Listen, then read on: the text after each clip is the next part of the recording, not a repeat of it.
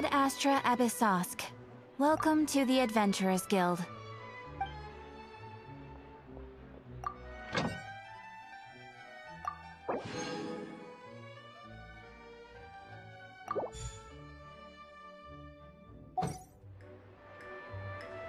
There'll be extra.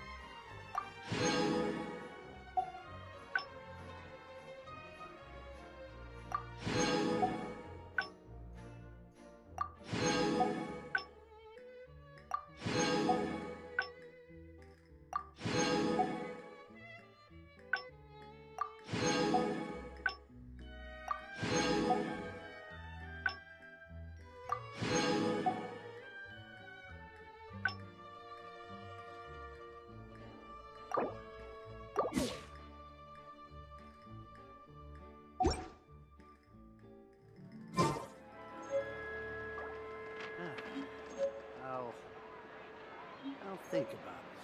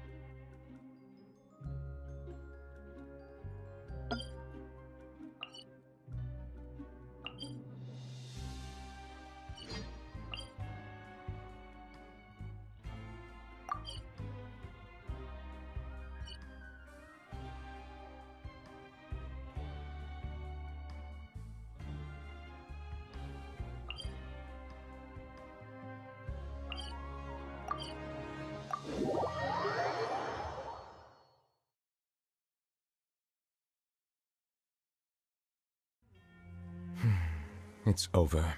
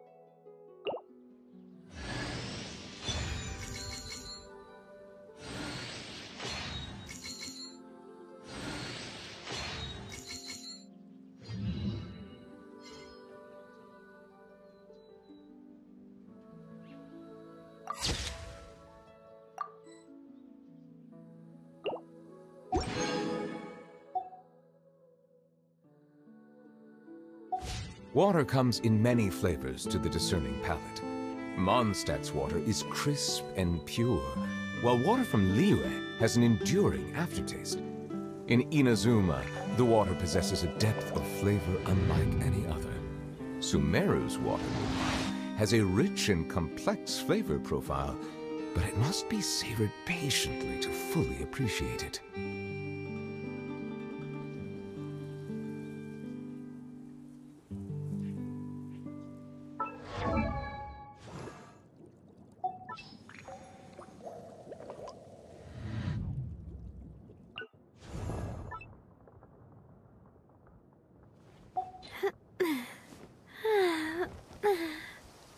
Oh, oh, um,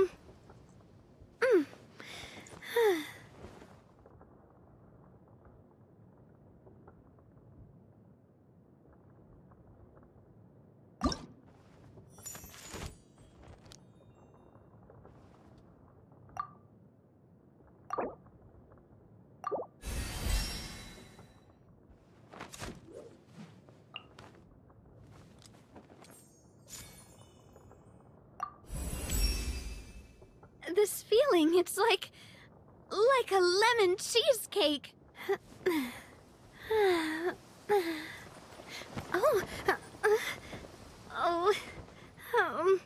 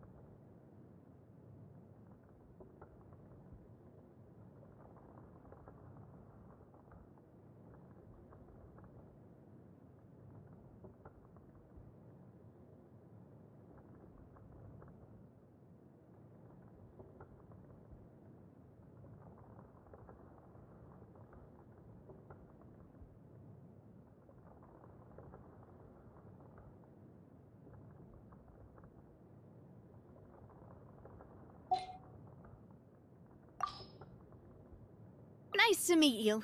I am Navia, the esteemed president, leader, commander-in-chief, executive director, and boss of Spina di Rosula.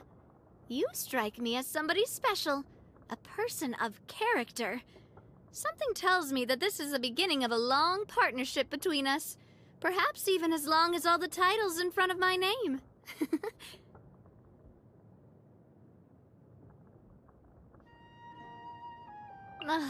I really want to go traveling. I don't mind where we go, as long as I have my friends with me.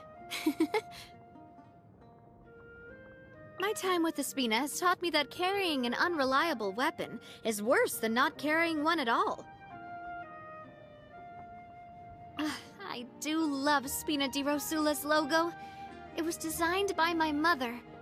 Have you noticed how it's shaped like a heart? It's raining again.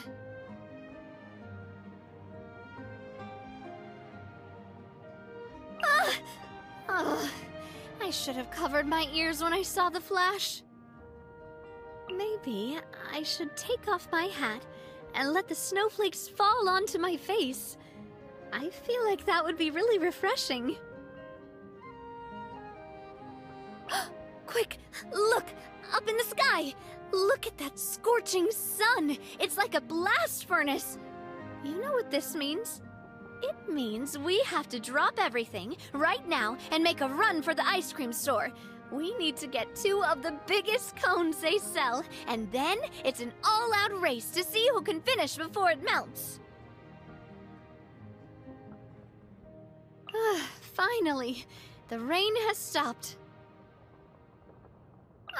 My hat! No, my skirt! Oh, don't make me choose. Sunglasses are great at keeping the sand out of your eyes so you can see your way. Except at night. Then you can't see anything at all. Morning. Any plans for the day yet? If not, why don't you hang out with me? I've heard about this weird new kind of lasagna that's just come out. You want to try it together? Sounds like it'll taste pretty strange, but I still gotta try it. In the headlines tonight, President of Spina di Rosula in awesome mood after spending another fantastic day with her favorite partner. Come on now, time to empty your mind and get a good night's sleep. I'll see you tomorrow. I always say that blind optimism isn't the answer. If you want a bright future, you have to go out and seize it with your own 2 hands. So come over here. Now, take my hands in yours and give them a good shake. There! See? Doesn't that feel good? Some people call me boss, others demoiselle, but none of that does anything for me.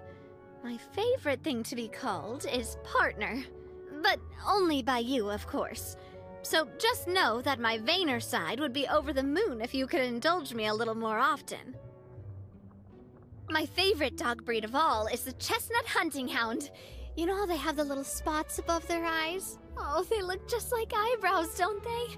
That's why they look so innocent and earnest all the time. Please keep this a secret from me, though. I don't want to hurt the other dog's feelings. If you've spent long enough in the Fleuve Cendra, you might have noticed that there are a lot of other groups in Fontaine besides the Spina di Rosula. Beware of them. They each have their own agenda, and they're not all friendly like us. If you ever find yourself in a tight spot, you can always ask Mr. Tetreault at the bar for help. Unless you're dealing with someone who isn't in the mood to sit down and have a conversation. In which case, White Glove will sort things out. You can count on him. I really love the Pluie Lotus. It's such a beautiful color. Plus, when you see them in full bloom, it's a sure sign that the rainy season is finally over. The Spina's work is basically, well, a little bit of everything. But the focus is always on solving other people's problems. Oh, that probably makes it sound worse than it is, though. Sure, I'm making other people's problems my own, but I always get a real boost out of being able to help people. Oh, I've loved baking ever since I was a child. Don't you think it's magical? You throw a bunch of random ingredients together in the right amounts, put the mixture in the oven, and then just watch as it slowly balloons up and transforms into a delicious treat. Hey, do you want to make gingerbread together sometime? We can make it into a fun little competition. See who can build the biggest, most beautiful gingerbread house. Cleaning up after baking a cake is a nightmare.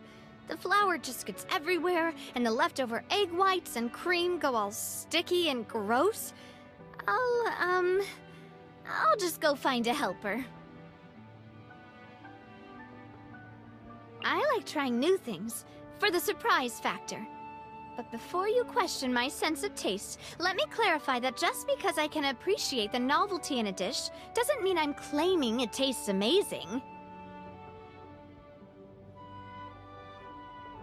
I never enjoy leftovers that have been left too long.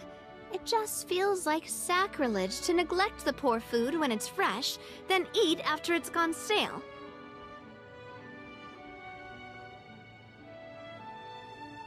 This is some incredible cooking. Next time we head out together, looks like I should carry the ingredients and cookware and let you be the chef. Not bad. Next time you cook the food and I'll plate it. Then it'll look as good as it tastes. Oh, don't feel discouraged. The world needs people who aren't afraid to innovate. Do you believe that wishes can come true? You know, like when you toss a coin into the fountain for good luck? As long as you throw enough coins in, one of your wishes is sure to come true, right? Well, anyway, today's your birthday, so I'm not leaving anything to chance. I've got a whole bag of Mora here dedicated to making your birthday wish come true. Whatever you want, I'll do everything in my power to make it happen. This feeling, it's like a lemon cheesecake.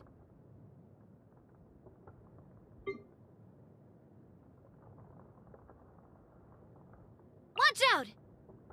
Coming at ya! Hey there! Feeling lucky? This one's got your name on it!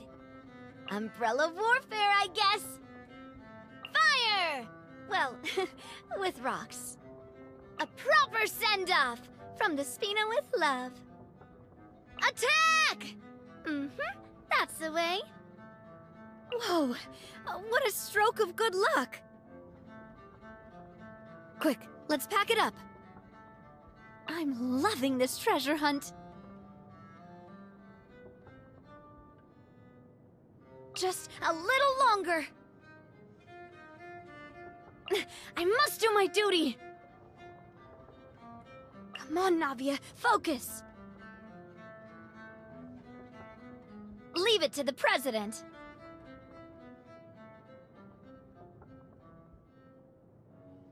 Reinforcements are here. I guess I'm going home. Sorry, partner.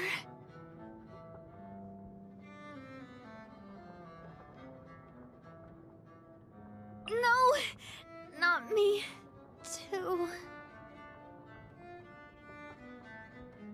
What's your problem? Where'd that come from? Ow! I'm fine. Count me in. The Spina's on the case. I'll take the lead today.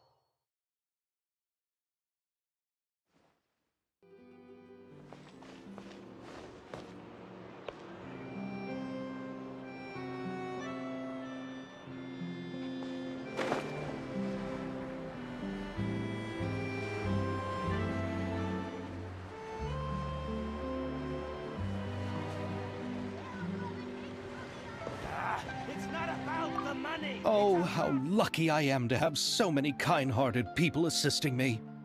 Yeah, just watch your step now. Everything I've been through is starting to pay off now. There finally is a light at the end of the tunnel. Ah, I see it now. What lies before me is a whole world of hope. No, what lies before you is the fountain. I hope you can start seeing clearly, or you'll end up taking a dip in it. Fine, if you can't afford it, then just give me the photo.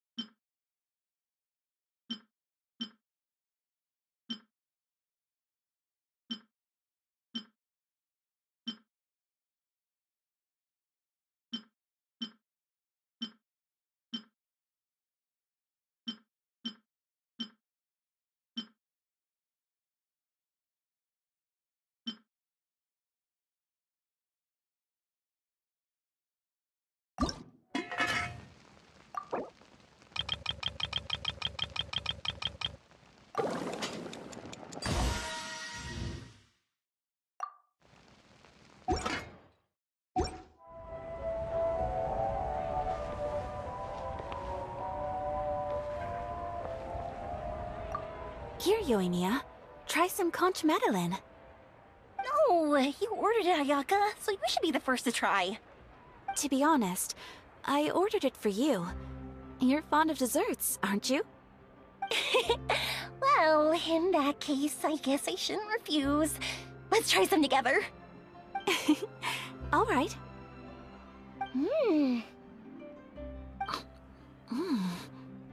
This is amazing! Oh, the texture is so soft! You can feel the super rich aroma of butter as soon as you take a bite, and the aftertaste is pure bliss! Great. I'm glad you like it. I enjoyed it too, and I really like the swirly design. I've heard that it's supposed to look like a barrel conch. I've never actually seen one myself, but now I'm really curious about what it looks like. Hey, Ayaka, when you can find the time, would you like to go search for one underwater with me? All right. Why don't we go right after this? Great! Then that's a plan! There are so many places I'd like to visit with you.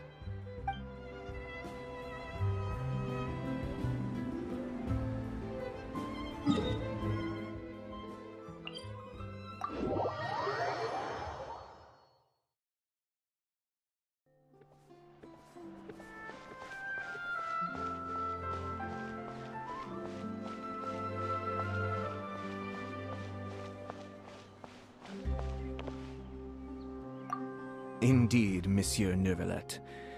I'd very much appreciate hearing your thoughts on everything we just discussed, including my initial proposal and the general direction of our potential cooperation. Your proposals are reasonable and quite well thought out. Your sincerity and wish for our mutual success was evident in your words, so there's no need to be so modest. Thank you. So, what's your decision?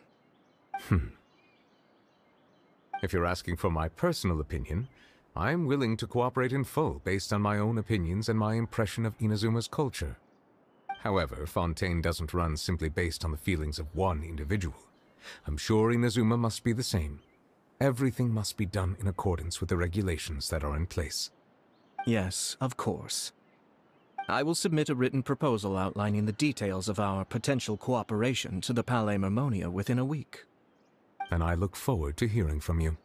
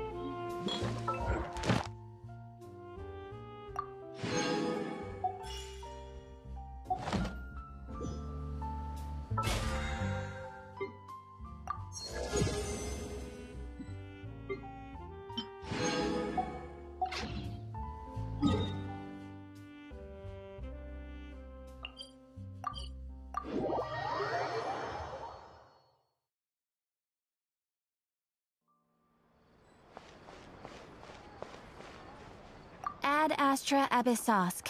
Welcome to the Adventurers Guild. Thank you for completing today's commissions. Here is your reward.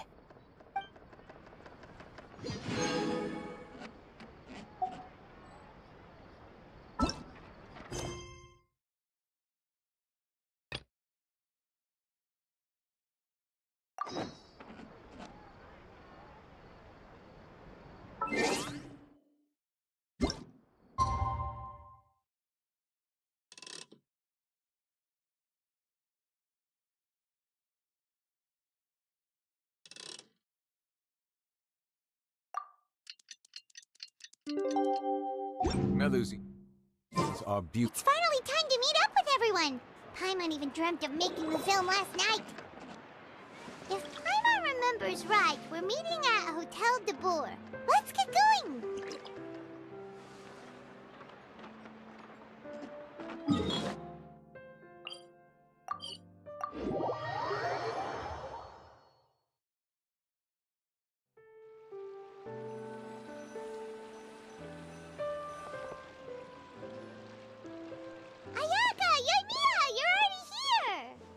Good morning.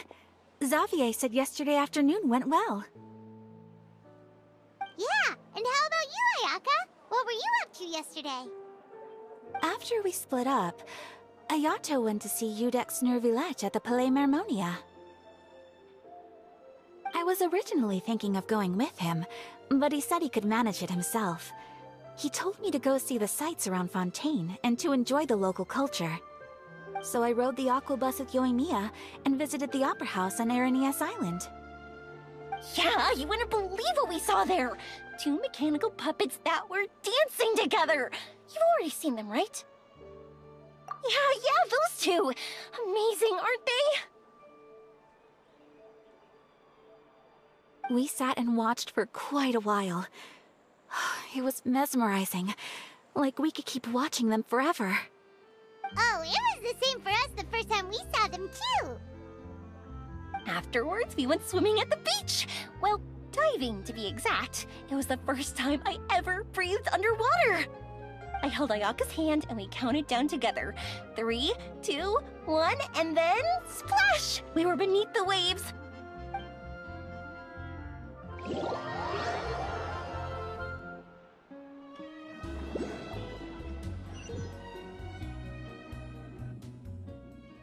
At first, I didn't dare to open my mouth. But once I couldn't hold my breath any longer, I decided to take a big breath in. Turns out the water wasn't as salty as I imagined. It didn't really taste like anything at all.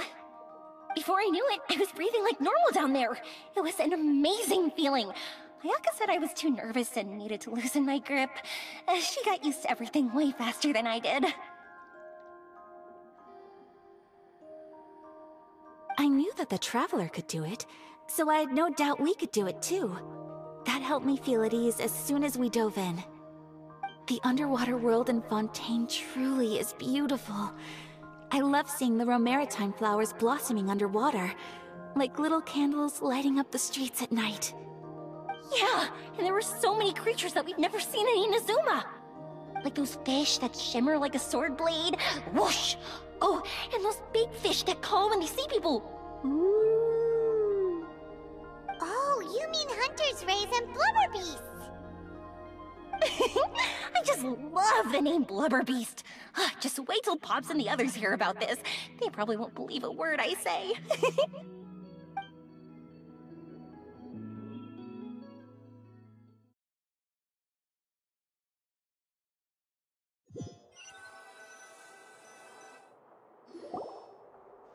Yoimiya was down there for quite a while. It was dark before we finally rode the aqua bus back to the city. I figured she'd want to sleep in today. Yeah, even I was worried that I wouldn't be able to get up. I still felt like I was drifting in the waves when I went to sleep last night. But as soon as I woke up today, I remembered that we'd all be shooting a film together, and I was ready to go! Speaking of the film, where's everybody else? My brother and Xavier were speaking to the restaurant owner about using the place as a filming location. They should be here soon. As for the others, We're here. Please excuse my tardiness. I just finished the Special Patrol's 6-mile morning jog. Wait, 6 miles?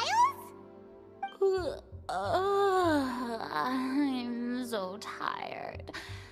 I heard you all chatting, so I decided to come down. I sure could use some of that endless energy everyone else has. Good morning, everyone. Morning. Can someone fetch me a cup of coffee? More milk, hold the sugar. Sure, I'd be happy to do that for you. No, you can't go anywhere. Please, have a seat over here so I can get started on your makeup. The last thing I want is coffee stains on my costumes. I can get the coffee. It's the perfect job for an assistant.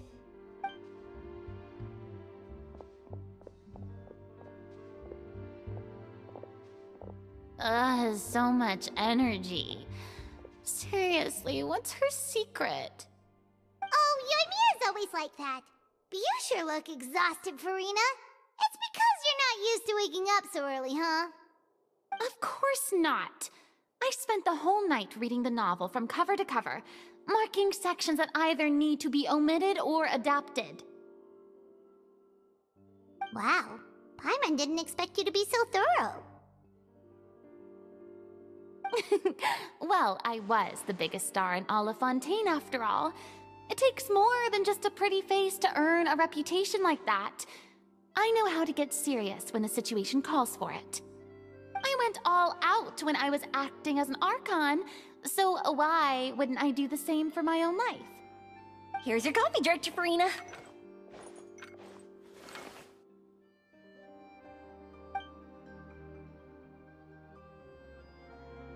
Oh, thank you. The sound of being called director and the aroma of coffee feels almost as refreshing as hearing the birds chirping in the morning. Ah, it seems everyone has managed to arrive on time.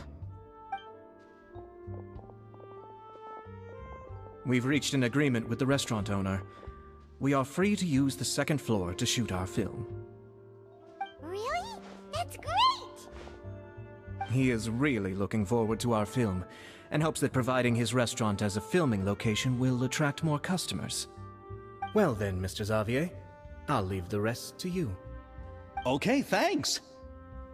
First, I'd like to introduce our new members. This is our prop manager, Veronique. She'll be in charge of all the film's props and items. And this is Bonneau, our lighting technician. He'll be in charge of lighting and illumination to set up each scene's atmosphere. Wow, sure feels like we have some real professionals joining the crew now. First of all, please allow me to first express my sincerest gratitude to everyone in the crew. When my investor informed me yesterday that he wouldn't be able to provide the funds, I really thought that this was the nail in the coffin for this film. I had no idea that I'd find so many people willing to help me on such short notice. Thank you. Thank you all from the bottom of my heart. No need to be so cordial, Mr. Xavier. We're all honored to be a part of this. Your works made a profound impression on me when I saw them back in Inazuma. I am sure that someday, this film will be remembered as a prime example of cultural exchange between Fontaine and Inazuma. Yes, the story is the reason I agreed to join. I can't bear to even imagine what this film would look like without the very best director. Anyway, I would like to make a promise to everyone that as the producer of this film, I'll do whatever I can to ensure that everything goes as smoothly as possible. This is not just my film. It also embodies the thoughts and feelings of every person here, as well as the endless effort we are about to pour into it. So, without further ado, the Two Musketeers will officially begin filming now! You may take it from here, Director Farina. All right. Listen up, everyone!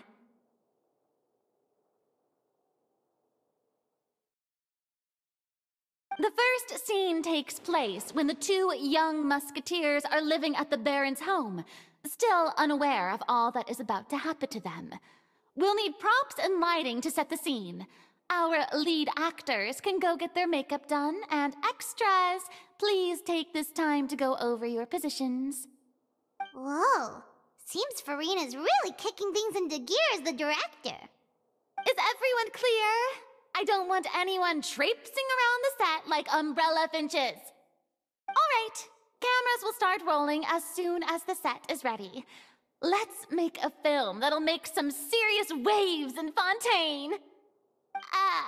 Not the kind of waves that drown people. I mean, the good kind of waves. Seems like she's still a bit traumatized by that. Anyway, let's go see if there's anything we can do to help.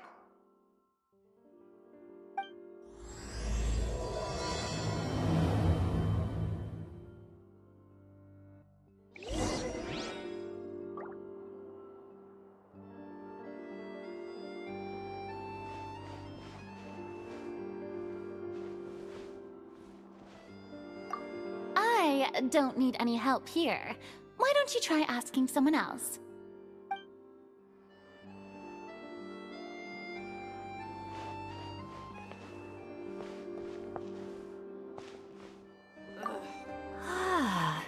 So this is what a musket looks like. Not exactly.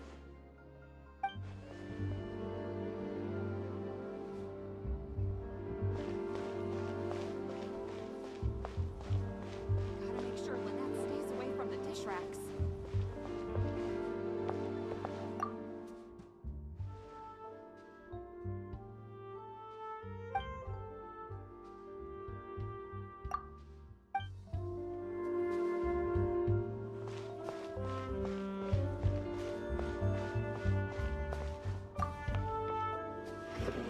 How about here?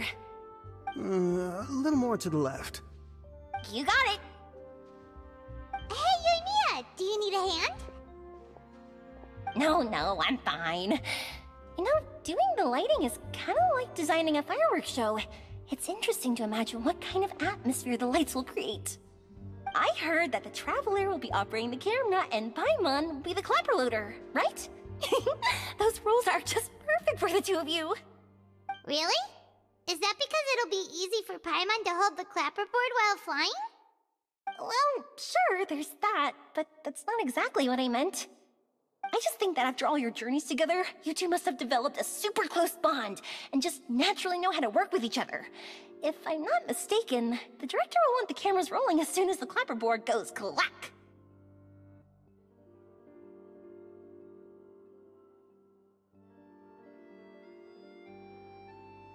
Oh, I see. It's amazing to see the magic behind filmmaking. Yoimiya, we need lights over there too. Oh, on it! I've got to get back to work. Chat with you later. Oh, it's exciting to see so many people working together to bring the film to life.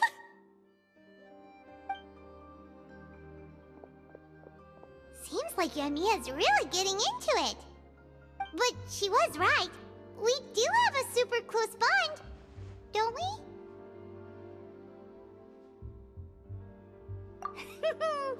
Paimon's really happy to hear that.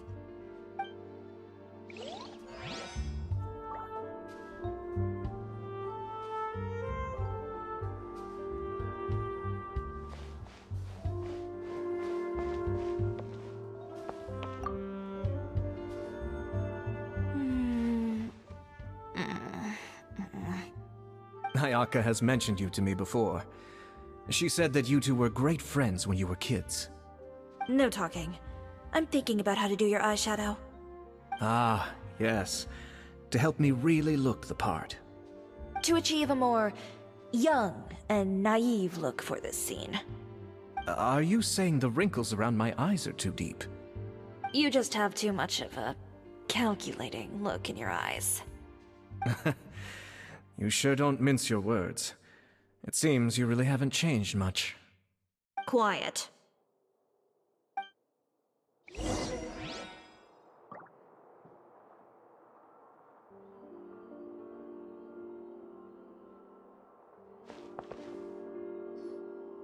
So, this is a real musket?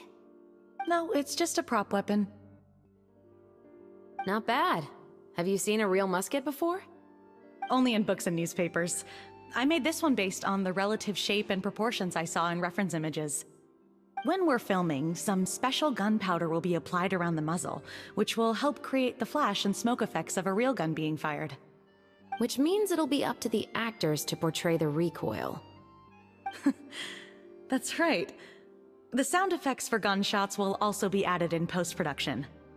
Thank you, Veronique. I think I know where to start now. However, the musket's gears and firing pin could still use some work.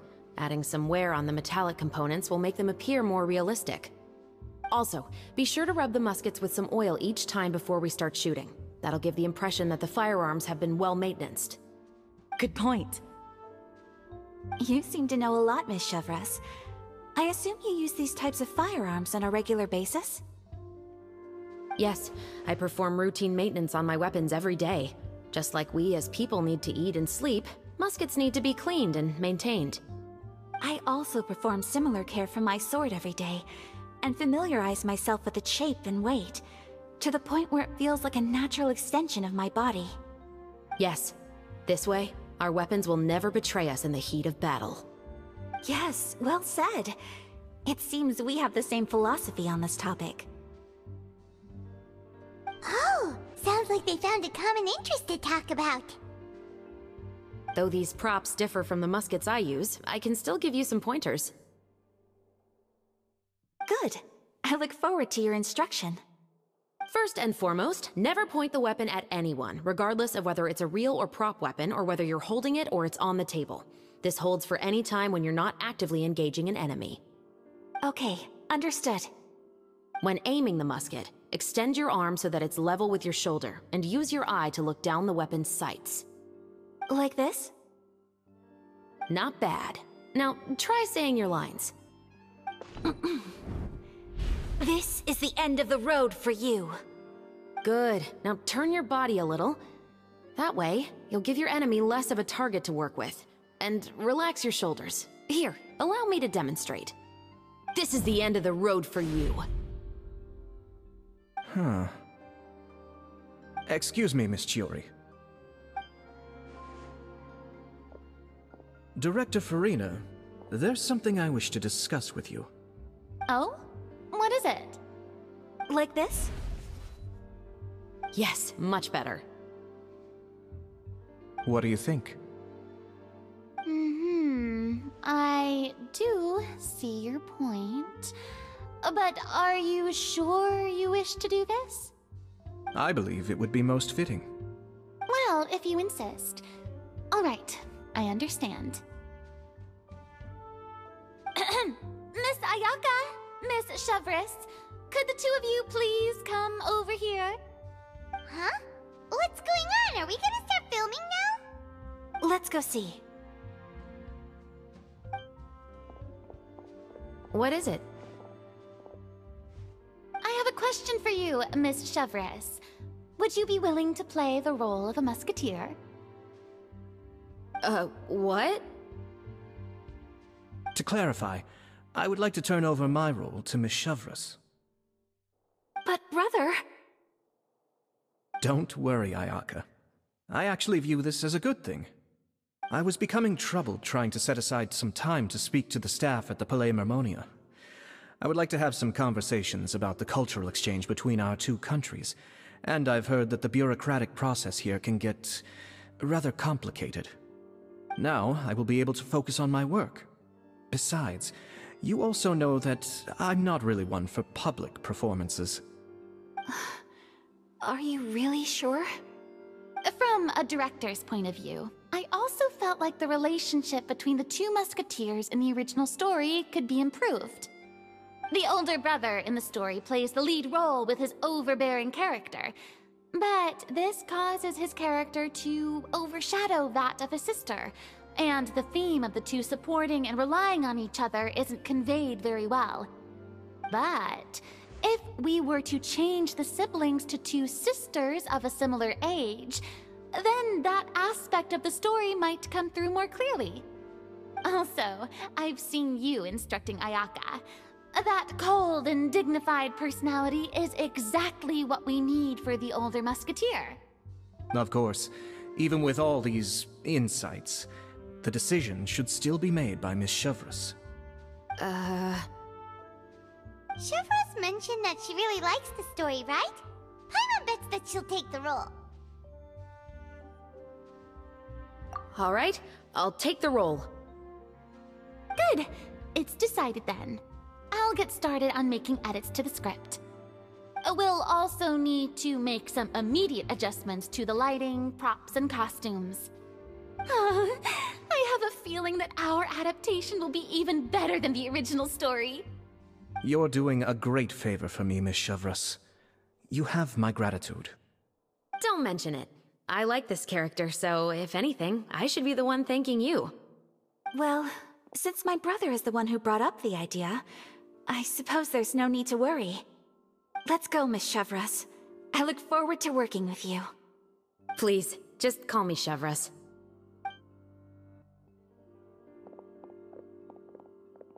Seems like you're really going out of your way to solve the problem I was having with your makeup. Surely you jest, Chiori. I assure you that I was mostly motivated by a desire to spend more time on formal business. Oh, come on. You really think I'd buy that? According to what I've heard from Ayaka, her brother is someone who can juggle 10 different matters at the same time. I'm sure you have other reasons for backing out. Perhaps. Ayaka always said she wanted to go out and see more of the world, just like the Traveler. But I feel that she needs not only to see other nations, but also to make some different kinds of friends. I think it would be harder for her to make new connections with me constantly by her side. I would like to give her some space. Alright, go on. Spoil her some more. Ayato! It's too bad you're stepping down from the role. Paimon really wanted to see you act as a musketeer. No need to poke fun at me. I'd wager that you also felt that I wasn't the best candidate for the role. It's a little hard for Paimon to imagine you saying those lines. Yes, I've made an appointment to meet some people from the Palais Mermonia. Now, I will have some more time to prepare. Traveler, get the camera ready. Paimon, get the clapperboard. Actors, to your positions. We're about to start shooting the first scene. Go on now. And please take good care of Ayaka. Yep, don't worry. Thank you. I look forward to seeing the film when it's finished.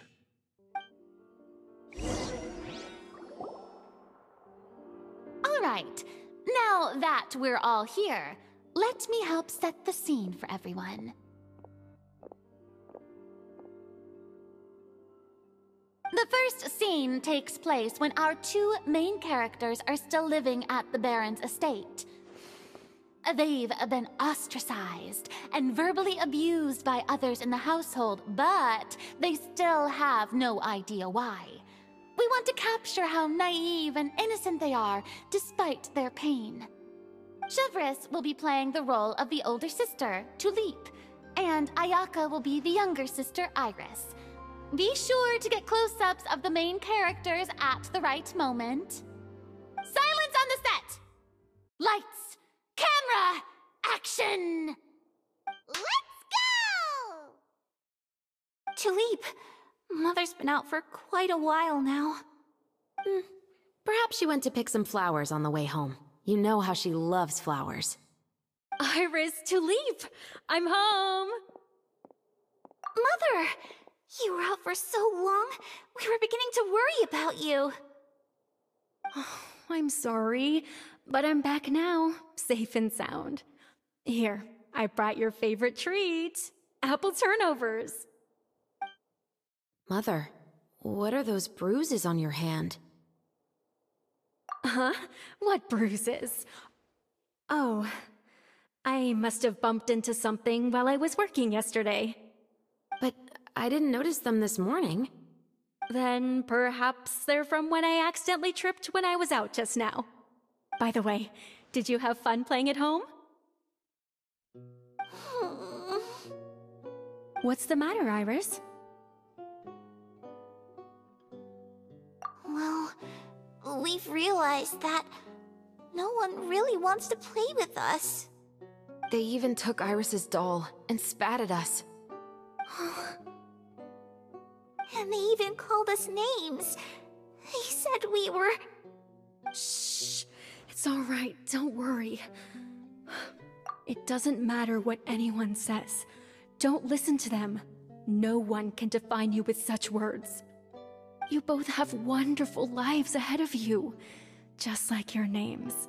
You will both blossom like beautiful flowers. Maybe your time to blossom hasn't quite come yet, but one day, you two will bloom more beautifully than anything else. Don't let the soil you're in now ruin your future beauty. Understand? My dear daughters. And cut! Not bad. The actors' emotions were all on point. Let's keep that take. Also, if our clapper loader could avoid shouting at the start of the scene next time... Oh, got it. Great. I was a little worried that my nerves would get the better of me. What about you, Chevros? I felt fine. The lines weren't too difficult at all. Seems like Farina must have adapted the role nicely. You two were great. I couldn't tell it was your first time acting in a film. You should have more confidence. Thank you for your encouragement. Positions, everyone! We'll move on to the next scene after we try a few more camera angles.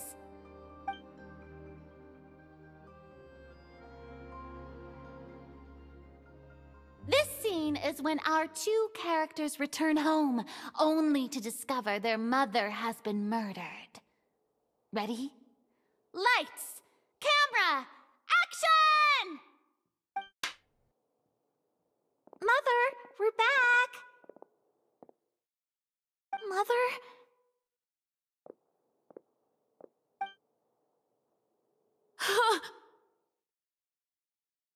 What's wrong, Tulip? Iris, stay away! Huh? Why? What's...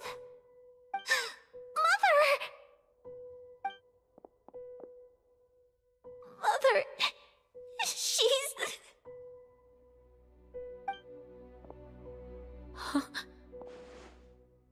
There's poison in this cup. Huh? I could have sworn I've seen this kind of cup before. Those aristocrats. They didn't even try to cover up their actions.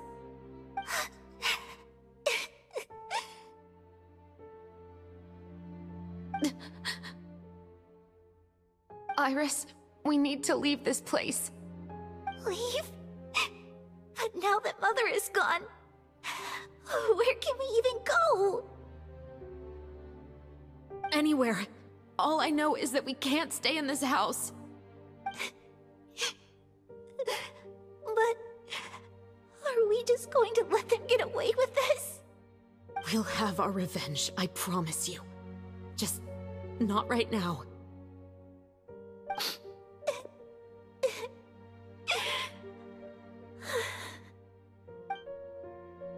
Come on, let's go. No, wait. We can't just leave Mother here like this. At least let me leave this rose with her. That's why we went out in the first place. To buy her this flower. All right. Goodbye, Mother. We'll avenge you. Someday. And cut! Beautiful! Great performance! Oh my, you're so amazing, Ayaka! And were those real tears I saw? How did you do it? I was surprised too. Thank you for the kind compliments. Actually, as soon as Director Farina said action, I told myself not to think about anything. I just felt the weight of the moment and became the character. It's quite similar to practicing the art of the sword. You clear your mind and focus only on what's happening in front of you. Ayaka's performance was amazing. Have I discovered an acting prodigy? Pipe down, everyone! We need to move on to the next scene!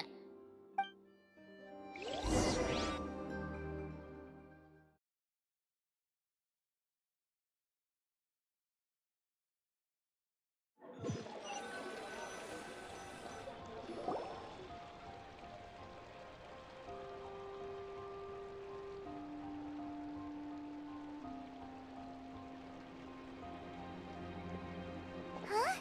Are we done already? But Paimon wants to keep playing with the clapperboard. How do you feel, Traveler? Is your arm sore from holding the camera all day? Good work, you two. You too, Shivers. You were quite the actress today. I've read this novel many times before. I have a good grasp of my character's mindset. Anyway, do you remember my request from yesterday? Oh, right! We were having so much fun that Paimon nearly forgot! You have a case where the murders seem really similar to the cases in the novel, right? So, how are they similar exactly? In the story, the main characters grow up to become two musketeers, always using their guns to carry out their revenge. And on each of the victims, they place a rainbow rose as a signal that they've returned. Yes, that's correct. We found rainbow roses just like in the novel. Seems like you're connecting the dots now. Oh, that does sound pretty concerning.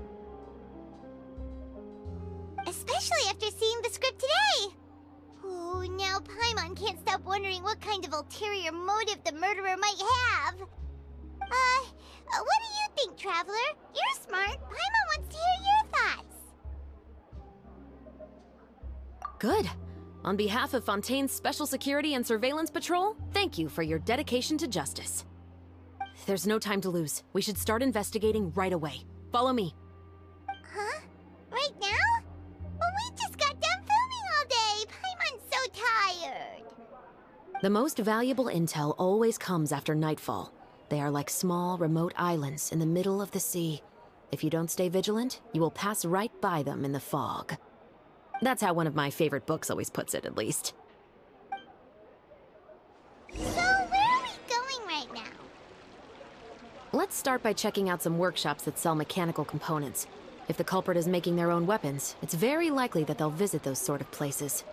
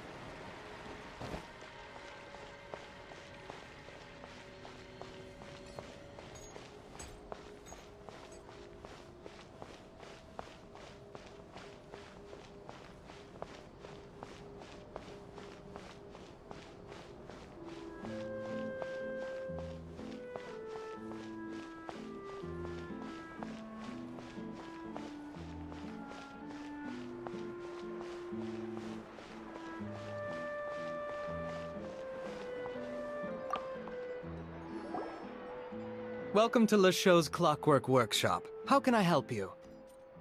Hello. I'd like to know if anyone has purchased some special components lately. Special components? Sorry, could you be more specific? I mean the kind of components that aren't typically used for clockwork toys, but for firearms. Huh? For firearms? No, we don't sell those sort of things here. Don't misunderstand. I'm not here to cause any trouble. We are merely investigating a case, and we're hoping that you could cooperate. Well, to be completely honest, I'm not even sure what kind of components that would entail. Has anyone ever purchased components here as an individual rather than on behalf of an organization? We have a lot of customers who buy toys, but those who buy components are all regular customers who buy in bulk on behalf of their organization. Is that so? I understand. Thank you for your cooperation. You're welcome. It's the least I can do.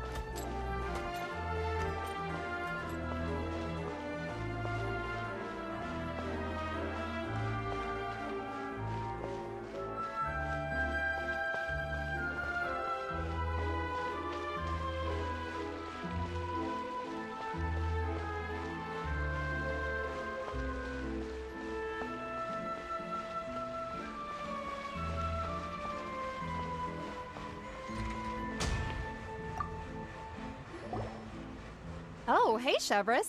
Run out of oil for your musket again? Hello, Estelle. I want to know if anyone has come to your shop recently to order some firearm components. Oh, is this another case? Let me think. I don't think so. Some people have requested that I make some prop guns for the Fontanalia Film Festival, but I refused all of those requests. Oh? Why's that? Because there's no profit! I only make things here that can do some real heavy lifting. I don't have the energy to make some new molds just for the festival. Then has anybody come specifically looking for mechanical components? Well, I usually sell off my scrap to the Fleuve Cendre. I don't typically give them to one specific person. I understand. Thanks for your cooperation. Don't mention it. Always happy to have the Musketeers' patronage. Seems like we haven't found any leads to go off yet. Yeah, unfortunately. Alright, let's head to Fleuve Cendre next. Huh? Are you sure? People might not be so thrilled to see the captain of the special patrol there. You think so, huh? Then I guess you don't know. Huh? Know what? That I grew up in Fleuve Cendre.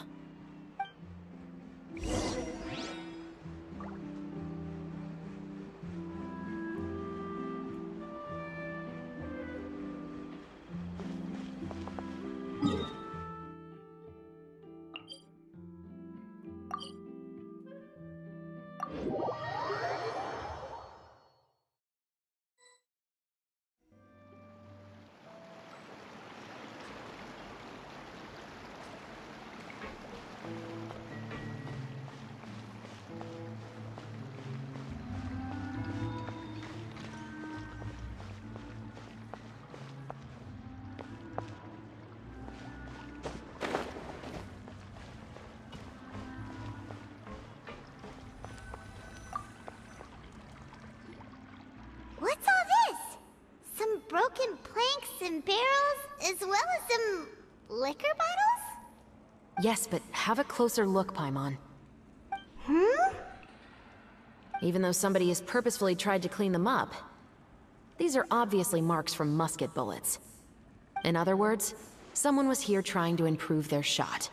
They were using the barrels and bottles for target practice. Could it have been the killer? Your guess is as good as mine. Although many people at Fleuve Cendre own guns, few hide the fact from others. And even fewer would go to such lengths to hide markings from practice shots. Anyway, let's go. There might be more to this.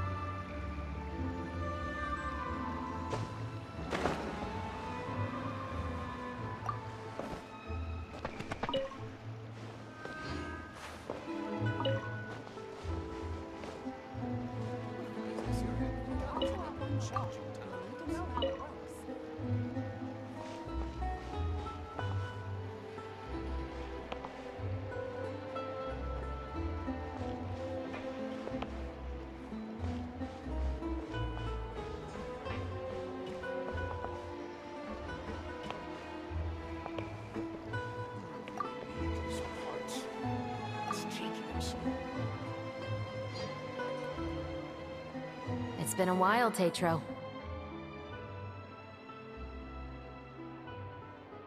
Please, just get on with your request.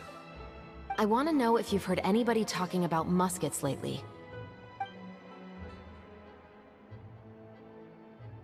Information isn't free, you know. I've heard that bandits have been extremely active in the countryside recently, and they've been affecting the delivery of goods to Poisson. I can allocate some more manpower to help out with that problem. What do you say? You're still as helpful as ever.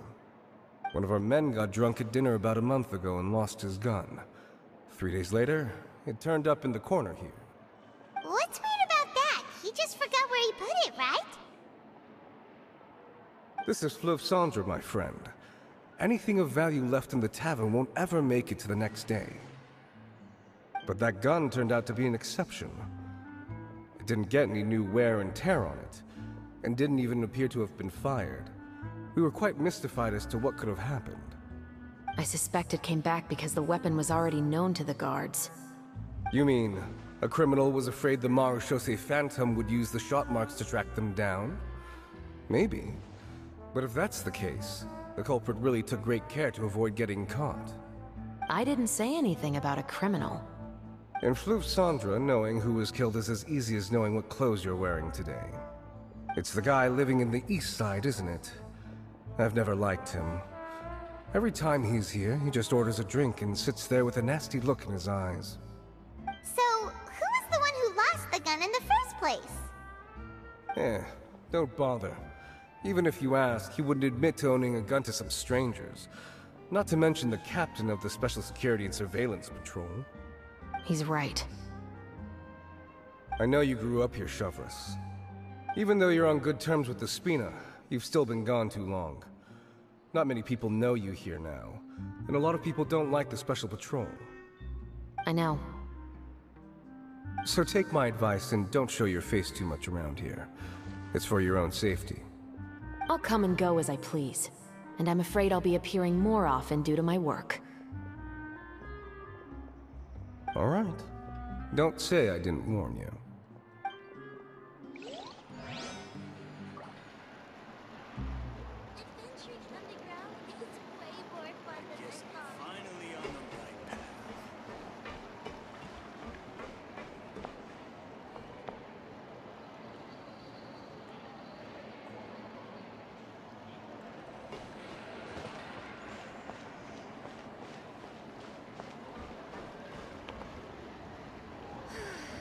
People here really need to get more sunlight. Adventuring underground is way more fun. Are you imagining things? Or is all this standing making you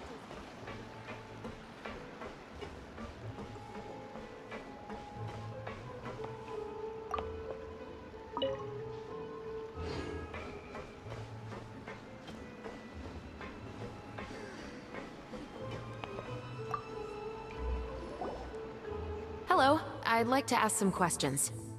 I don't know anything. Don't worry, I'm not here to arrest anybody. You say that now. It's the truth. Here, take this as my guarantee. Wait, did Paimon just see what she thinks she saw? Is the captain of the Special Patrol bribing a citizen? Seems you're different from the other guards. What do you want to know?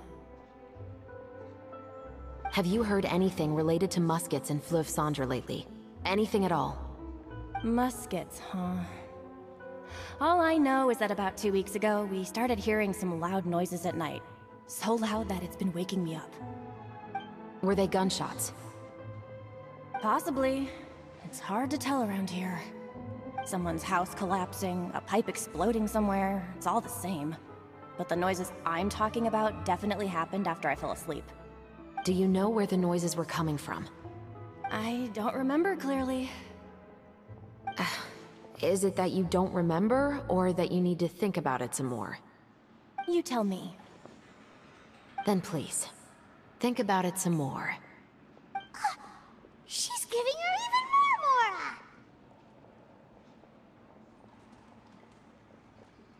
The noises came from the end of the Southern Waterway. I came out and had a look for myself when I wasn't sleeping well, but I didn't dare get too close. That's all I know. All right, I'll take your word for it. Thanks for the pâte de fruits.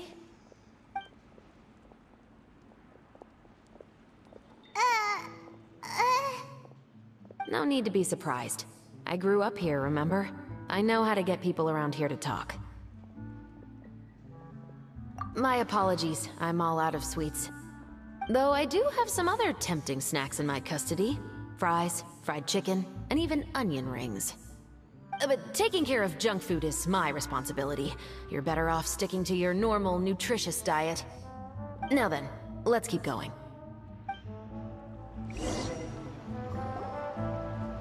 Seems like that's all we'll be able to uncover for today. Paimon feels like we managed to learn a lot more here than up on the surface. Yes. Assuming that everything we found is indeed connected to our suspect, then their timeline was probably something like this. A month ago, our suspect found a gun and took it home to disassemble it. Once he'd figured out its mechanics, he brought it back. In the following weeks, he used some parts to create his own makeshift musket, and took it to the Fleuve Cendra for target practice. Then, a few days ago, he found his target and carried out the murder. Once the deed was done, he left a rainbow rose on the body, just like the scene in the novel. That all makes sense to Paimon, but we're still no closer to figuring out the killer's identity. The deceased was a resident of Fleuve Cendra. It's said that he was a poor, solitary man. Yeah, that's also something I'm trying to figure out. If we are indeed following the novel, and there's a story behind the murder, then this murder should be an act of vengeance. But according to our investigation, the deceased didn't have any enemies. He was no saint, but no one's heard of a rival who hated him enough to shoot him dead. Much less care to leave a rose on his body. What message is the killer trying to convey? And to whom exactly? We've thoroughly investigated that possibility. He claims to have spent the whole day at the Opera House on the day of the murder, and the staff there have confirmed his account. Okay, so he has an alibi. Not only that, he lacks a credible motive as well. He has a family of his own, and both of his parents are still alive. I've looked into his records. He was adopted at the age of 6, and all the proper procedures were followed. There are also records of him at an orphanage before then. In the story, the mother of the 2 musketeers was murdered after the children turned 10. Of course, he could have changed the children's ages, but I don't want to assume anything without evidence. More importantly, I've also had a chat with him in person. He didn't seem like the kind of person who would pull the trigger to kill a man. Then, what should we do now? We have all this new information, but it doesn't help us move forward. Investigations take time. I didn't expect us to catch the culprit in just a single day. How about this? Let's spend the next few days filming with the crew. We can continue the investigation once we're done with the film. I'm sure that given time, new leads will present themselves. Wait, but weren't you saying Intel is like small, remote islands in the middle of the sea just a moment ago?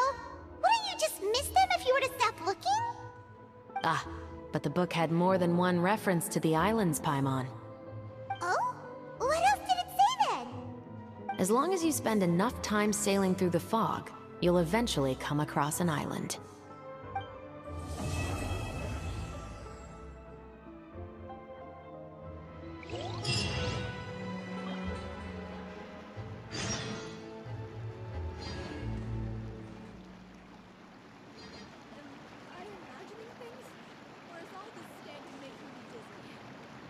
Water comes in many flavors to the discerning palate. Mondstadt's water is crisp and pure, while water from Liyue has an enduring aftertaste. In Inazuma, the water possesses a depth of flavor unlike any other.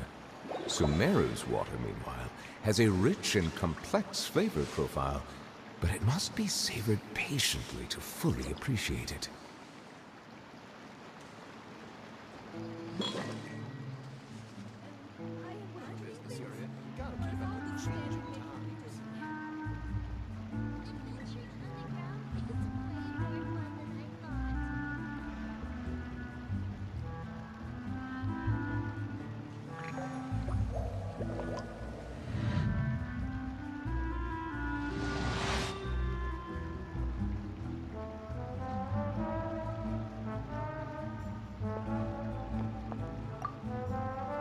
What? Never thought that the captain of the security and surveillance patrol could come from the Fleuve Cendra? You mean rising through the ranks? It was a struggle, for sure. But as long as you can distinguish yourself through your accomplishments and skills, you'll eventually be recognized for your worth. If you look at it another way, my life at Fleuve Cendra has actually taught me a lot of valuable skills. Skills like how to barter with criminals or how to think in their shoes. Of course, I'd appreciate it if you could keep this a secret between us.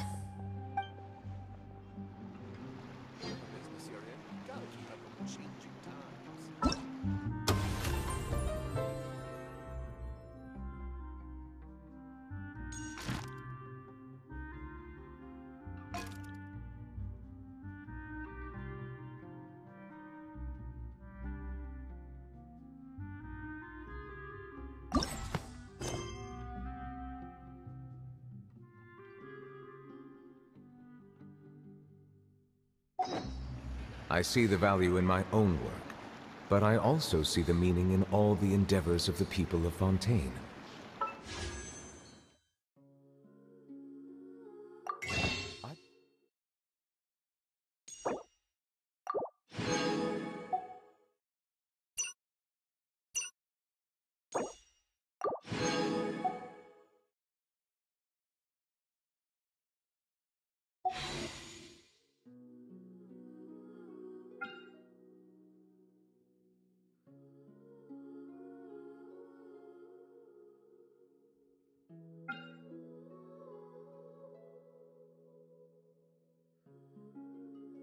I believe I will continue to take pride in fulfilling my duties.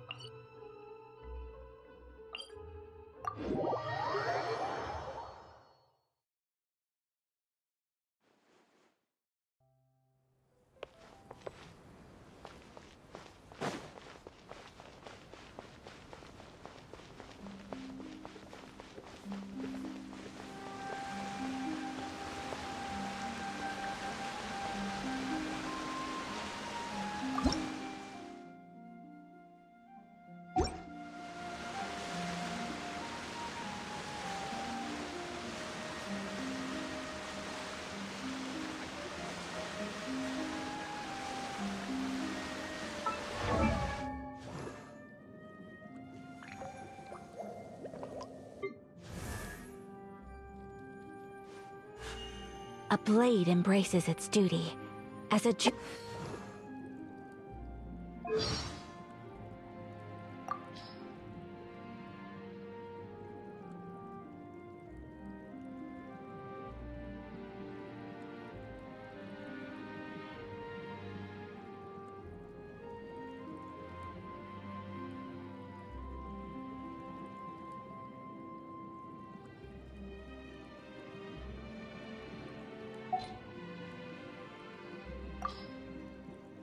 Greetings. Ayaka has mentioned you on numerous occasions. Alas, my schedule has been rather busier than anticipated recently, which belated our first meeting until today. Kamisato Ayato, head of the Kamisato clan. Delighted to make your acquaintance. I'm sure I've forgotten something. Not to worry, I'll simply send someone to fetch it. As soon as I remember what it was. Everything's in place and they've taken the bait. Yes. Now to start reeling them in. I have to stifle a smile every time I remember the look on my retainers' faces when I informed them of my plans today. Panic-stricken, but unable to muster the courage to say anything in opposition. Yes, this was a fine idea. Let's take shelter for the time being. Don't worry, one of my people will be here with umbrellas momentarily. This view reminds me of another time it snowed. That was a long time ago.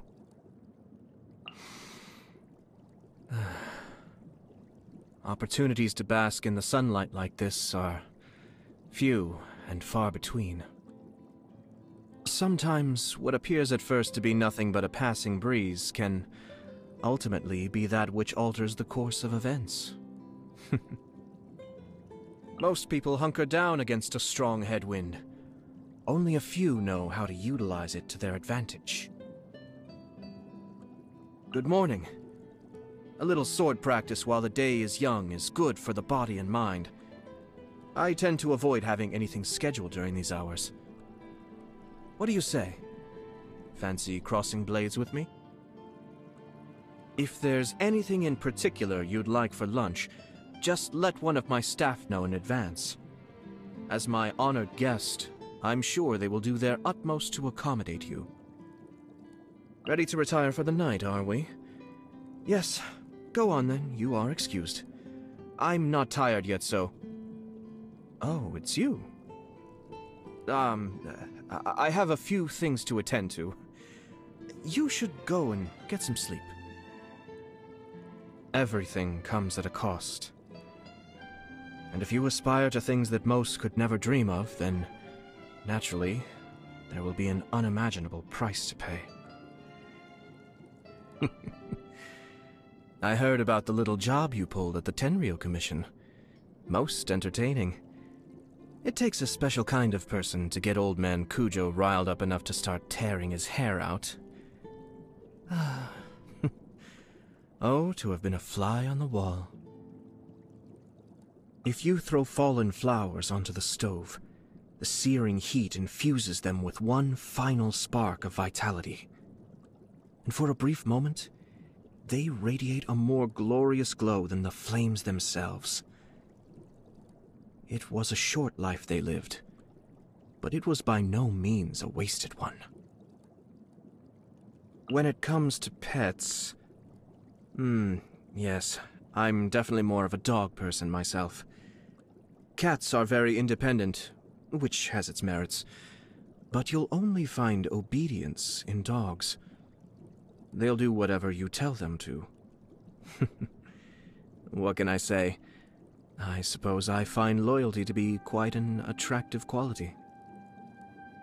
You want to know about me? Things aren't always a case of the more you know, the better. Plenty of proverbs to corroborate that, as I'm sure you're aware. Maybe we'll have the chance to talk more next time. Hobbies... I had one or two as a child, but these days most of my time is taken up by my official duties, so they don't count. Some people treat work as a hobby, you say? Oh, goodness me, how very... exceptional. Troubles? Whenever something's troubling me, it must be dealt with, swiftly and comprehensively. And whenever someone is troubling me... Variety is the spice of life. In that sense, the milk tea medley they started serving over in Hanamizaka recently isn't half bad. You should try it sometime. Other than that, I don't have any particular preferences when it comes to the food I eat on a daily basis. I have dedicated staff to arrange my daily meal plan, and whatever they serve, I eat. It looks like I mixed up my salt and my sugar. Savory Mizumanju. Yes, this can work. I'll give them to Toma. Very novel indeed. It meets my requirements perfectly. I see. So, this is your take on this dish. Oh, here's a suggestion. Try using this dish in the hot pot game next time you play. Happy birthday. Now, how would you like to be Yashiro Commissioner for a day, All the work has been handled already, so you can focus on simply enjoying the feeling of having an enormous amount of executive power at your fingertips. Don't worry, the retainers won't dare question it. I'll be with you the entire time.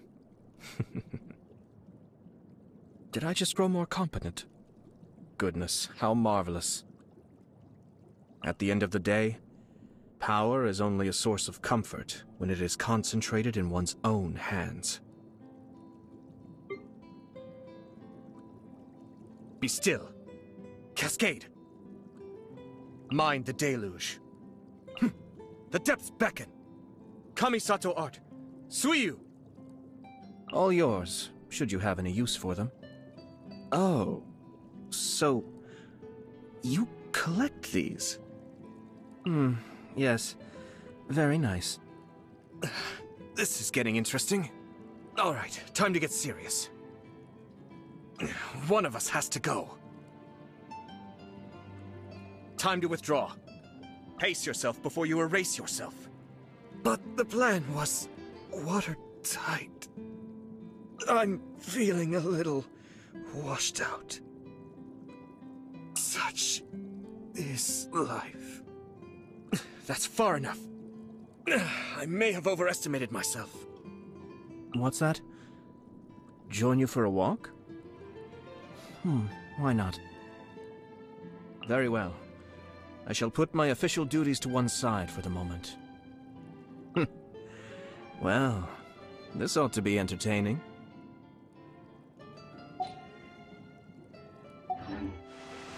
Water comes in many flavors to the discerning palate. Mondstadt's water is crisp and pure.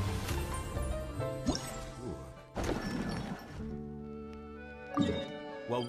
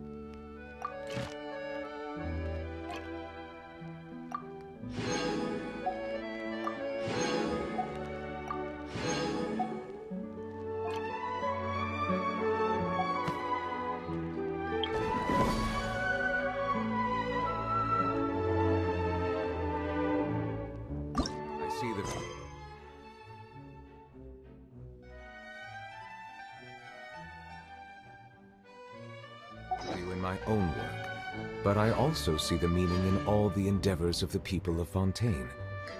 I believe I will continue to take pride in fulfilling my duties.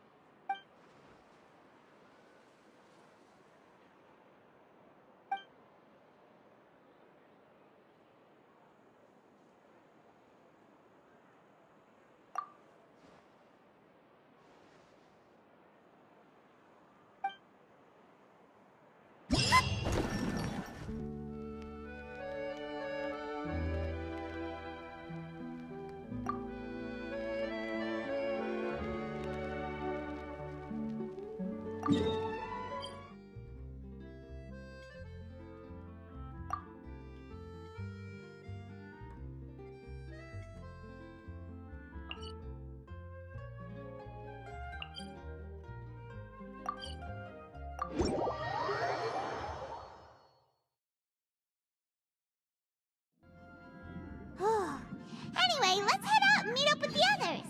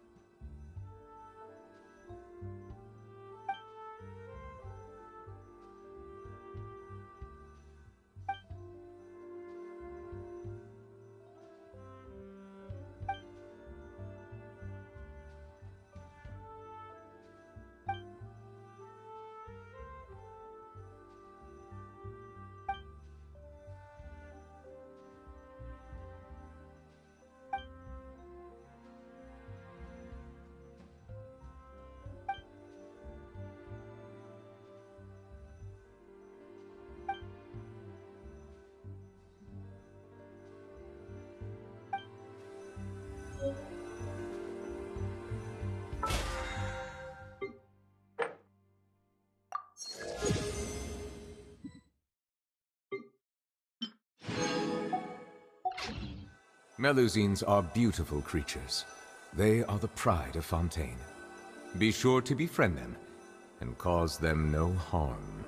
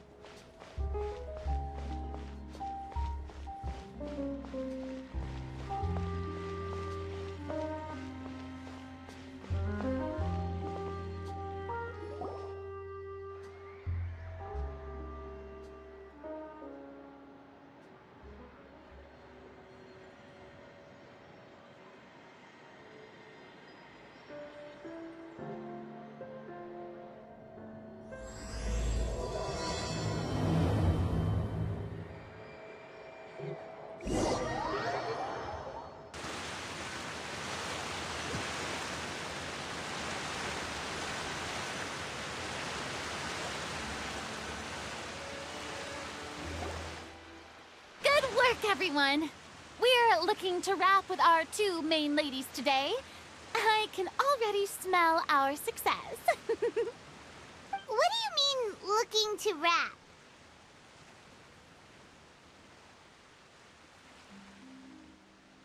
Oh, aren't you the expert now?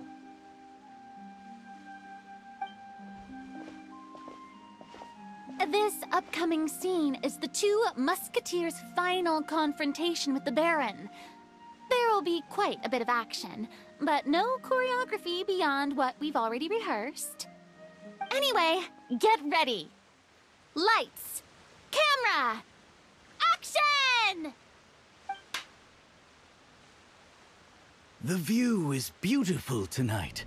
It reminds me of that fateful night 10 years ago.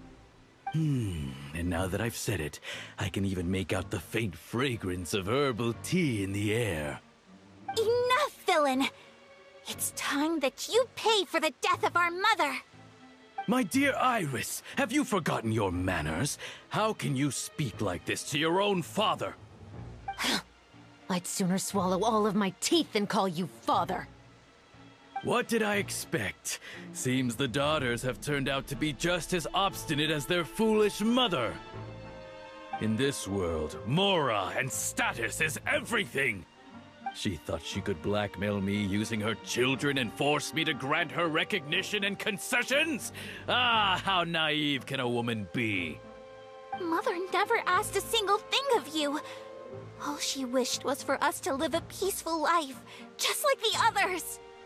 It was you who personally brewed the poison of prejudice and sent Mother to her death. Compared to that deadly poison, the 2 bullets that will soon pierce through your heart will be like sweet mercy. And that's exactly why I said you're just as naive as her. Did you really think 2 muskets would be enough to defeat me?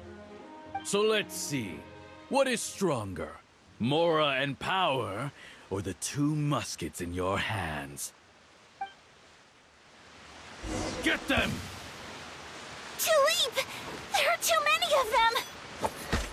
It'll be okay. We'll cover each other, Iris. And Mother will be watching over us, too.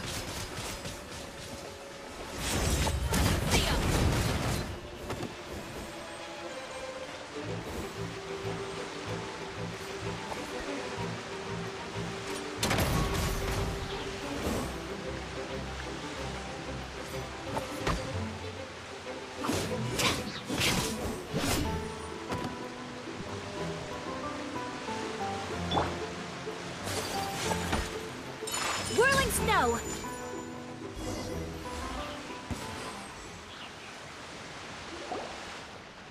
You've lost. To think I'd lose to my own 2 kids. We are no children of yours, and we'll never call that place our home. Then tell me, what did you do all this for? You lost your mother, and will soon kill your father as well. What will you gain in the end, other than sentences for your crimes? We will gain our long-awaited justice.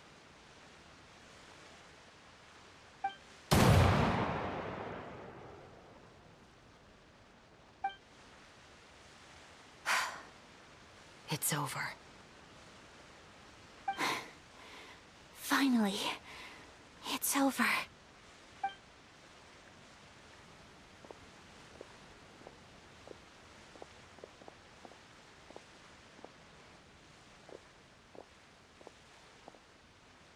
So, where will you go now, Tulip?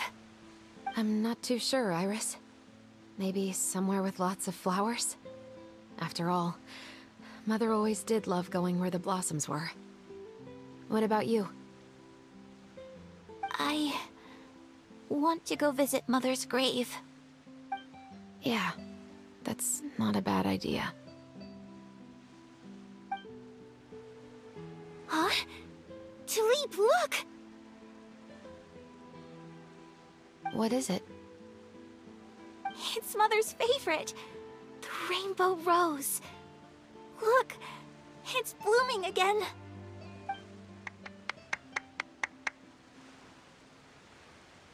Excellent! That was beyond mesmerizing. Even I didn't expect this scene to go so well.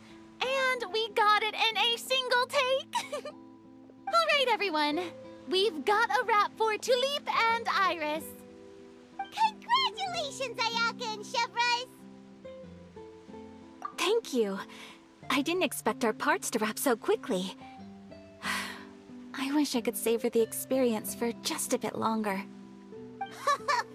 Paimon totally understands. Paimon's not ready to say goodbye to the clapperboard either. Filming has really been a lot of fun. You were great too, Chevres. The way you said, long-awaited justice. It gave Paimon chills. That is indeed my favorite line in the whole book. I still remember trying to act it out in my room the first few times I read it. Whoa, Paimon would have never guessed you're that type. Who doesn't like stories where the guilty are punished and justice prevails over evil? Don't forget, I'm the captain of the Special Security and Surveillance Patrol. Captain, I have something urgent to report. Please excuse me, everyone. I'll be back in just a moment. It's okay, don't worry about us.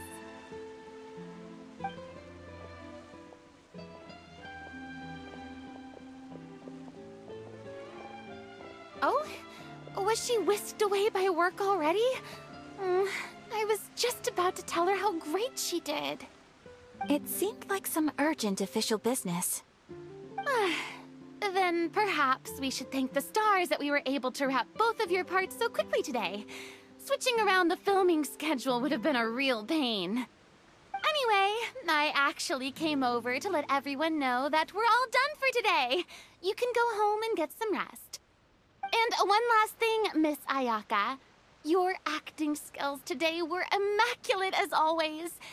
Are you sure you won't consider taking up full-time acting?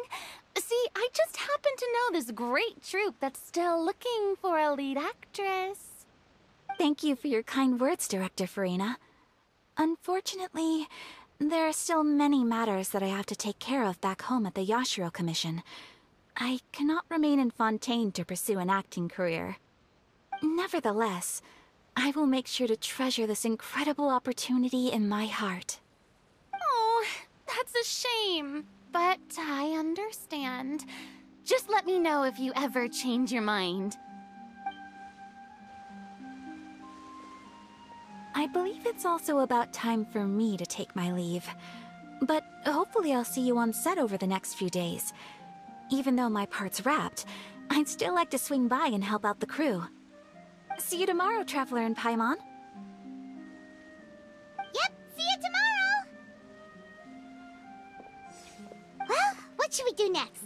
Maybe we'll go investigate the case some more with Chevres today. Traveler, Paimon, please come with me. Huh? Where are we going? You could say that our ship has finally chanced upon one of those small, remote islands of intel.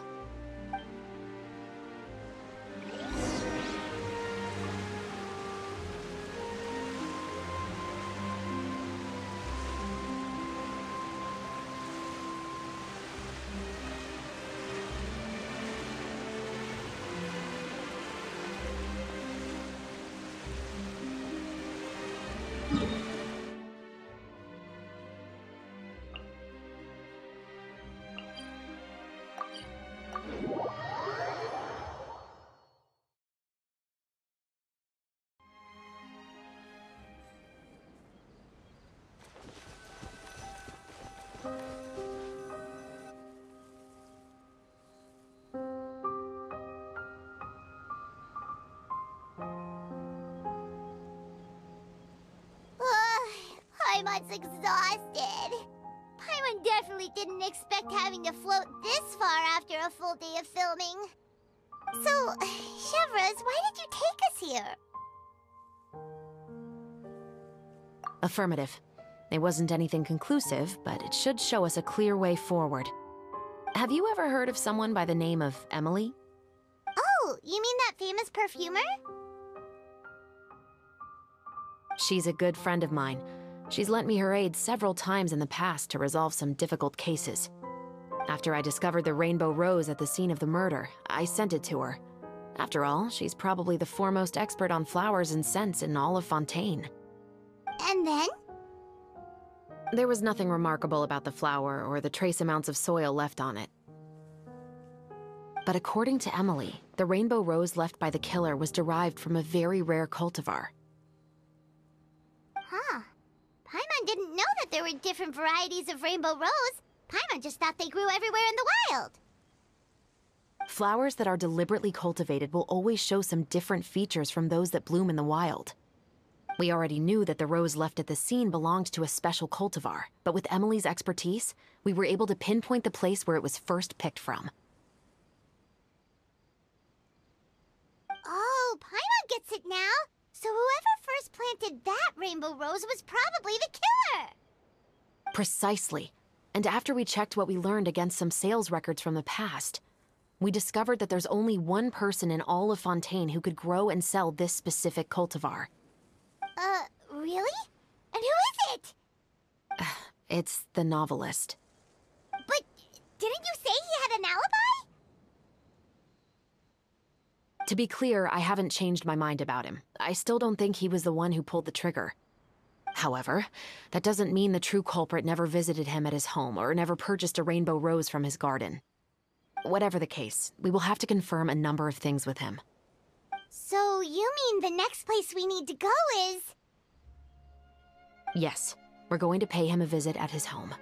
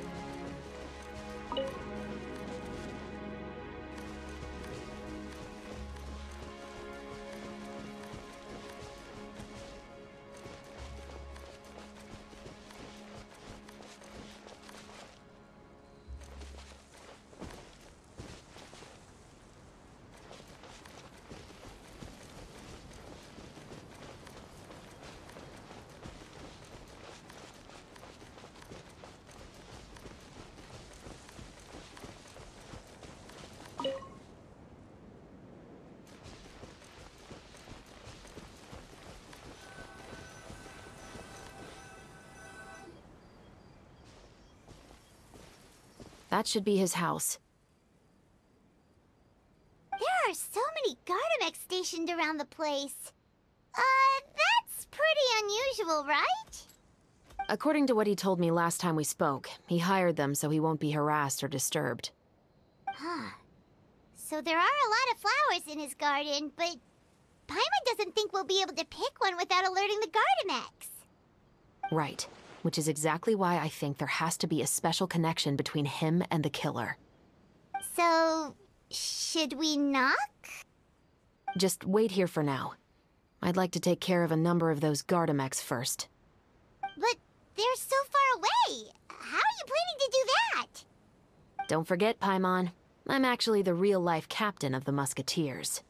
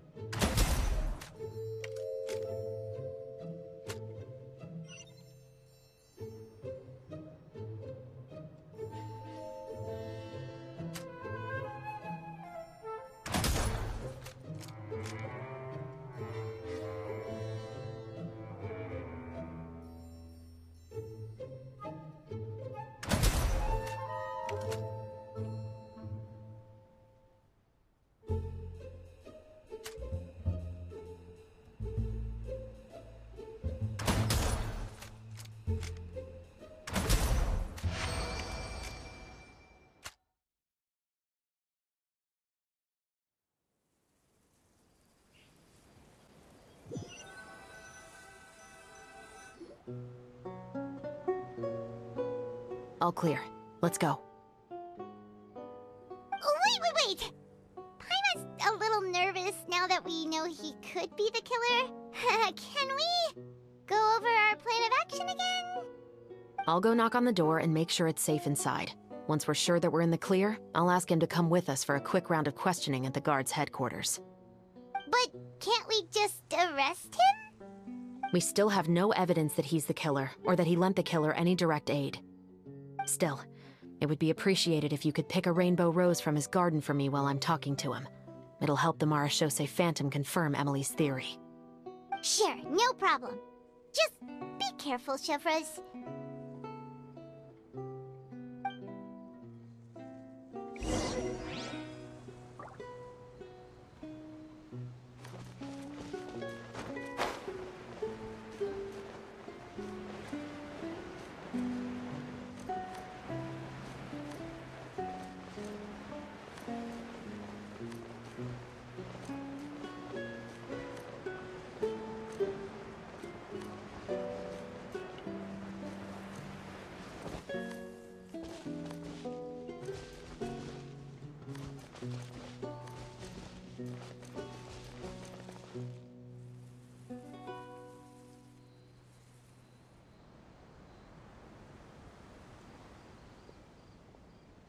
Excuse me, Mr. Baptiste, are you home?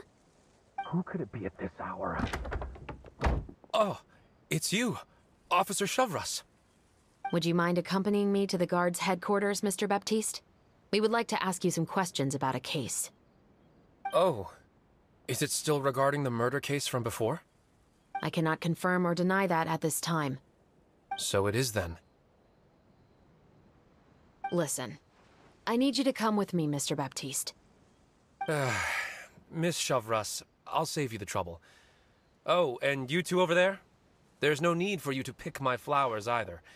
It's not time for them to bloom yet. Oh! Okay.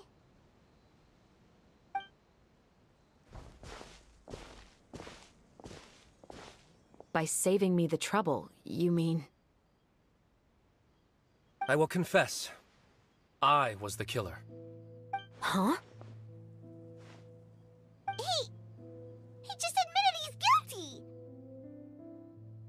Please relax, everyone. I'm not armed. The musket you're looking for has been buried in my backyard. Then it's my responsibility to inform you, Mr. Baptiste, that everything you say right now will be used as evidence for the inevitable trial.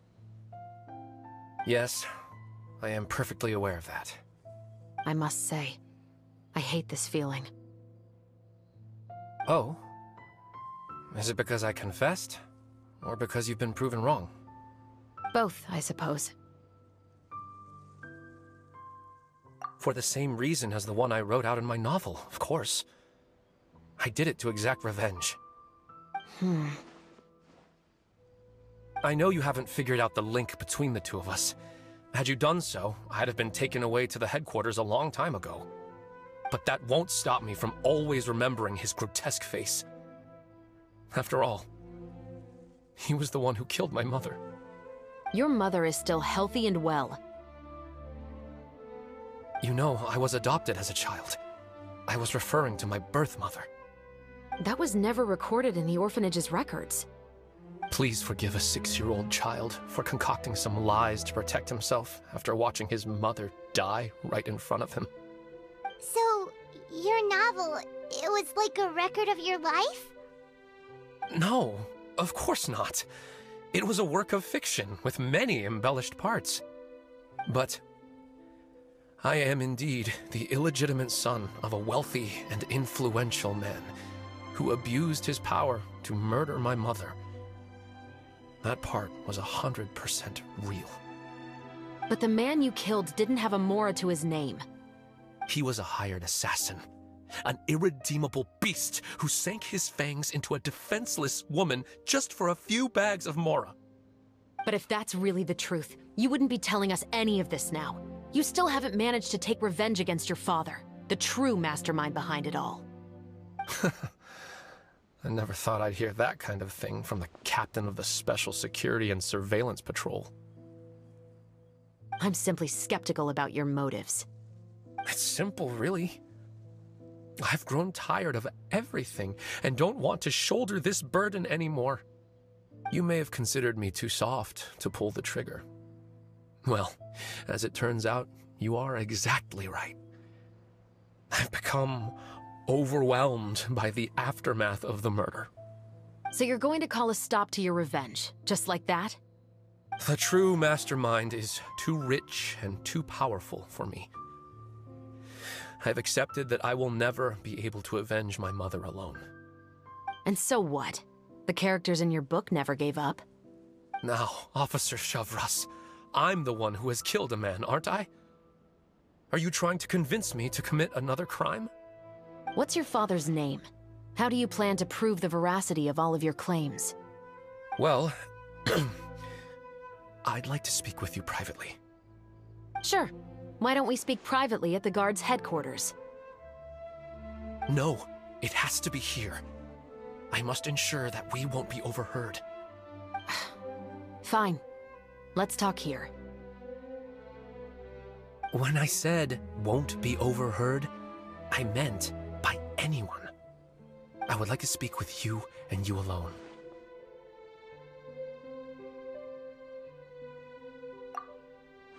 Thanks. I appreciate it. Please stay safe, Chevres.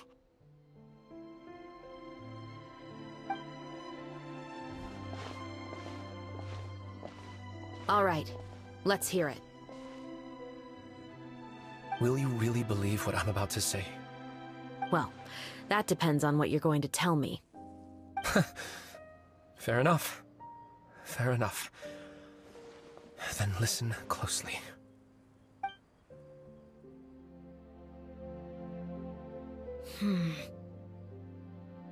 So that's how it's all connected. So, it seems you believe me after all. Do you want me to go public with this? No, of course not. At least, not right now. Then why did you bother telling me? You've read my work. What do you think? Even if you were to go public with all of this right now, he'd simply deny everything. It's been too long. Almost 20 years. anything that could be used as evidence has long faded away. Even if there might have been a solitary island of truth once upon a time, it has long sunk beneath the waves by now. Justice will never find him. Not if you don't try. I know that as the captain of the Special Security and Surveillance Patrol, you will always stand on the side of justice. But do you really think a cushy life in prison really constitutes justice for him? I bet he could lead an extremely comfortable life in the fortress of Meripede. What are you trying to say? I've been observing you from a distance. Your portrayal of the musketeer was exquisite. Pull the trigger of justice against him. Let the villain get what he deserves. You want me to let you go so you may complete your revenge? No, Officer Shavras. I know that would be impossible. No. What I'd like is for you to perform the deed on my behalf. Oh, Shavras sure is taking her time. What could they be talking about anyway? Oh, Paimon's worried. What if he decided to attack her?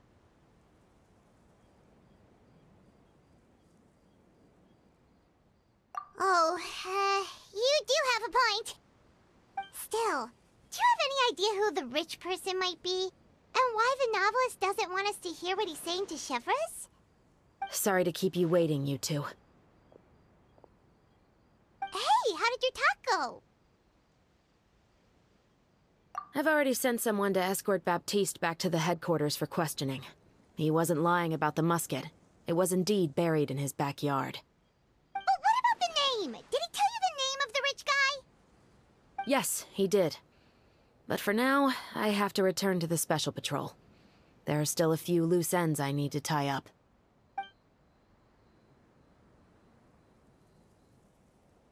I'll probably be quite busy over the next few days, so apologies if you don't see me on set. All right, Paimon understands if you can't tell us everything you know. We'll just keep an eye on the Steambird then. Actually, there's still something else I need your help with.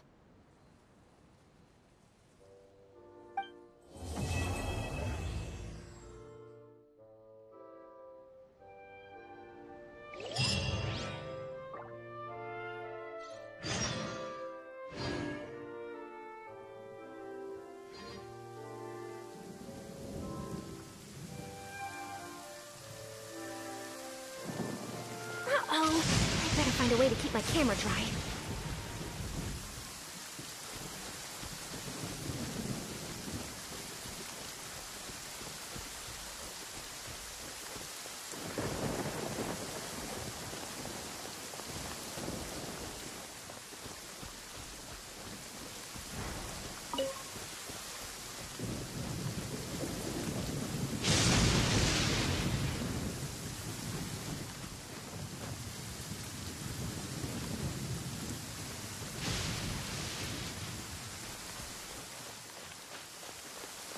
Say cheese!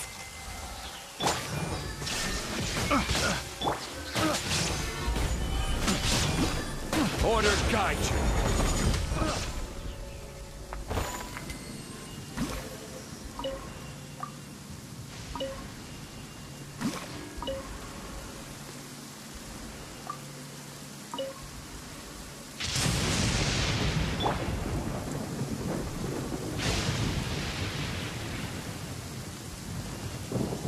Hold that pose!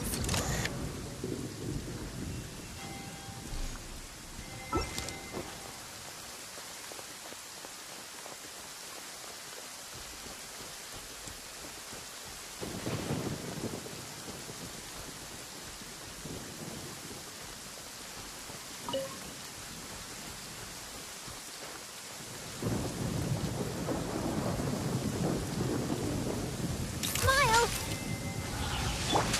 There is no escape!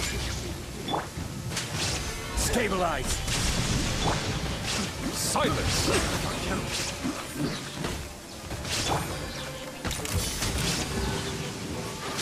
Say cheese!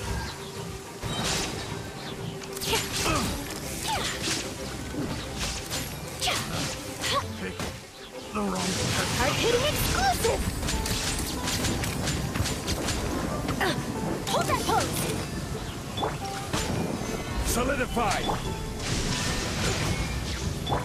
Bow your head.